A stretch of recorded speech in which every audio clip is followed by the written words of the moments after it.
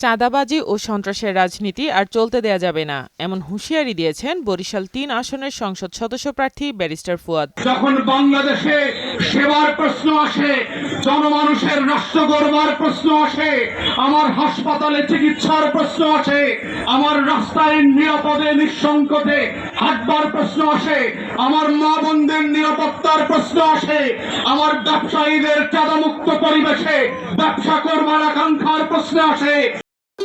ভবিষ্যৎ হোক নিরাপদ, বিনিয়োগ হোক বিশ্বস্ত, আর আমার পছন্দ সল্ট বে। ওয়েলকাম টু সল্ট বে। প্রত্যেকবার এই নির্বাচিত জনপ্রতিনিধিরা আমাদের সাথে গদ্দারি করেছে। চাঁদাবাজির রাজনীতি আর বাবুগঞ্জে চলতে দেওয়া হবে না, রাজনীতি আর চলতে দেওয়া হবে না, অস্ত্রবাজির সর্বহারা রাজনৈতিক ব্যানারের রাজনীতি আর করতে দেওয়া হবে না, চাঁদা মুক্ত করা হবে। ব্যবসায়ীরা আইনের মধ্যে থেকে নিঃসংকোচে নিরাপদে ব্যবসা করবেন, কাউকে 1 টাকা চাঁদা দিতে হবে না। রোববার সন্ধ্যায় বাবুগঞ্জ কলেজ গেট এলাকায় নির্বাচনী গণমিছিল পূর্ব সমাবেশে তিনি বলেন, বাবুগঞ্জ মুলাদিকে চাঁদাবাজ ও সন্ত্রাসমুক্ত করা হবে। ব্যবসায়ীরা নিরাপদে ব্যবসা করবেন, কাউকে চাঁদা দিতে হবে না। সন্ত্রাসীদের আইনের পথে ফেরার আহ্বান জানিয়ে তিনি কঠোর পদক্ষেপেরও সতর্কতা দেন। ব্যারিস্টার ফুয়াদ আরও বলেন, জনপ্রতিনিধিদের বারবার বেইমানির কারণে দেশ ও জনগণ ক্ষতিগ্রস্ত হয়েছে। লাল সবুজের পতাকার মর্যাদার সঙ্গে বারবার বিশ্বাসঘাতকতা করা হয়েছে। আমরা স্বপ্ন দেখেছিলাম লাল সবুজের পতাকার মাঝে আমার বিস্মৃত মানুষের আয়না ভেসে উঠবে। আমরা স্বপ্ন দেখেছিলাম ওই স্বাধীন সার্বভৌমত্বের প্রশ্নে বাংলাদেশ মাথা উঁচু করে দাঁড়াবে।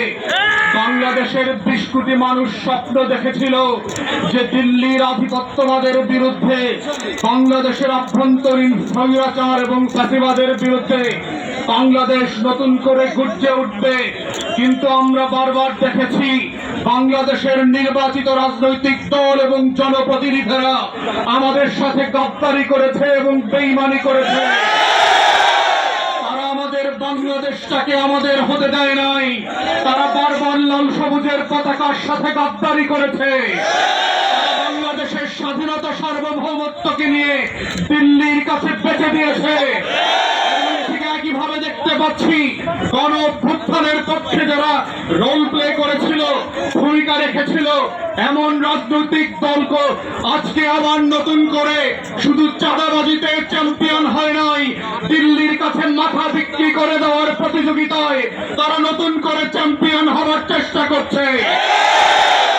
আমাদের বক্তব্য খুব পরিষ্কার, 24-এর গণ আন্দোলন, ছাত্র আন্দোলন, তাদের শাহাদাতের রক্ত দিয়ে দেয়ালে দেয়ালে যেই কথাটা আখর দিয়ে লিখে দিয়েছিল, নতুন বাংলাদেশ করবে, নতুন রাজনৈতিক বন্দোবস্ত হবে। বুকের ভেতর অনেক ঝড়, বুক পেতেছি গুলি কর, সেই তরুণদের বুকের ভিতরের ঝড় এখন পর্যন্ত থামানোর ব্যবস্থা করা হয় নাই। এছাড়া তিনি বলেন, 12 ফেব্রুয়ারি নির্বাচন হবে উন্নয়ন, নিরাপত্তা ও নারীর মর্যাদা রক্ষার নির্বাচন। বক্তব্য শেষে তিনি ঈগল প্রতীকে ভোট দেওয়ারও আহ্বান জানান। স্থানীয় ব্যবসায়ীদেরকে বলছি, আপনারা যদি আমাদের উপর আস্থা রাখেন, খোদার কসম আপনাদের কাছ থেকে কেউ চাঁদা নিতে পারবে সেই সুযোগ আমরা বাবুগঞ্জে দেব না ইনশাআল্লাহ। সাইমা আক্তার, নয়াদিগন্ত।